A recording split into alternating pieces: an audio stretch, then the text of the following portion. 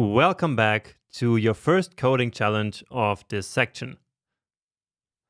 So now it's time to finally put everything that you learned in this section so far into practice. So in this section, I want you to use a constructor function in order to implement a very simple car. All right. So for this purpose, a car has just a make and a speed property. And the speed is simply the current speed of the car measured in kilometers per hour.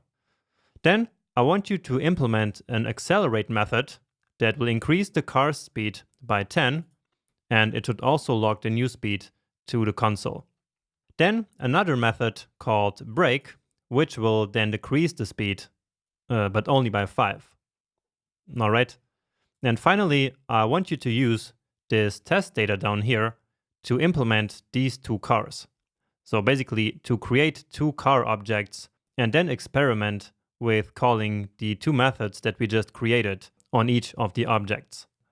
And of course, you should use all the knowledge from the previous lectures to doing this. So I hope that this is a fun challenge that's not too hard.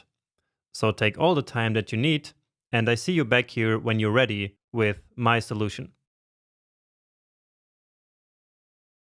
All right, so hopefully you did that successfully. So let's get started here. So we create the constructor function for car, and one more time with a capital C. And then we want each car object to have a make and a speed. And so that's the arguments that we're going to pass into this function. And then just as before, on the this property, we will set the make to the make that we receive, and the speed to the speed that we receive as well. And so this is basically always going to work the same way. So as I mentioned, this is a pattern that developers came up with, and so now we just simply follow this like a recipe. All right. And with this, we can actually already create our two cars. So let's say the BMW is a new car. And so remember, this new operator here is what's going to enable all of this to work. And so here the make is of course BMW, and the speed is 120 kilometers per hour, which for my American friends is 75 miles per hour, I believe. So the next one is going to be the Mercedes. So that's new car, and at speed 95 kilometers per hour. Okay, so let's just take a look. And so yeah, that appears to be working just fine.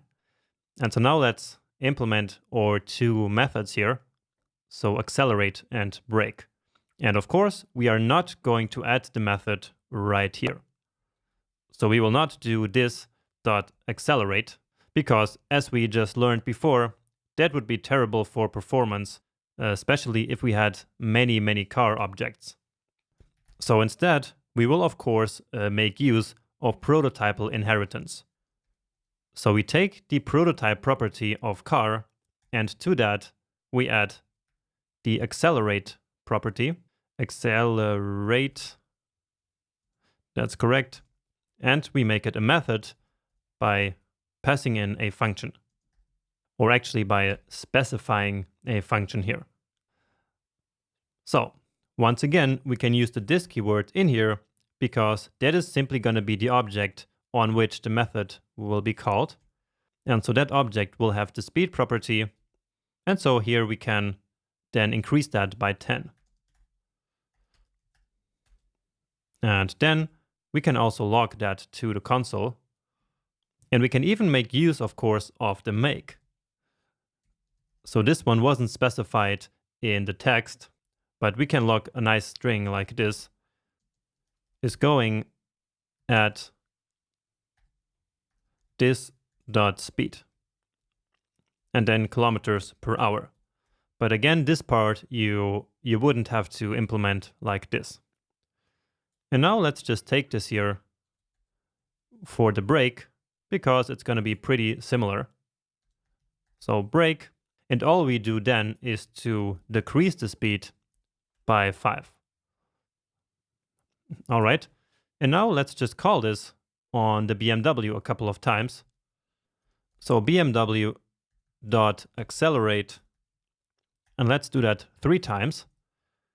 And so after 3 times, the BMW is going at 150 kilometers per hour. So apparently that works just fine. Let's just add a brake here in the middle. And so now we reduce the speed a little bit and then back up to 145. Okay, and that's actually it. That's all we had to do in this challenge. And maybe with this example, you can start to see the advantages of object-oriented programming in action. So all the advantages that we talked about right in the first lecture of this section. And essentially the part where we learned that in object-oriented programming, we pack both the functionality and the data into objects. And so that's exactly what we have here. So each of these objects, so BMW and Mercedes, contains the state of the car, so the current speed and the make, and it also contains the functionality to manipulate its own data. So the accelerate and brake methods in this case are able to manipulate the speed, right? And at the same time, these two methods also form the public interface of this object, right? So right now the rest of our code can interact with these objects by calling the brake and the accelerate methods. Now in this case, of course, this is just a very small and isolated example, so it can still be hard to see the advantages of this, but maybe you can take a minute or two and compare this style of coding with the code that we have written up until this point in the course. All right, so at some point you will see that this is really a completely different way of thinking about our code. But anyway, that's it for this challenge. In the next video, we are going to talk about ES6 classes. So I hope to see you there soon.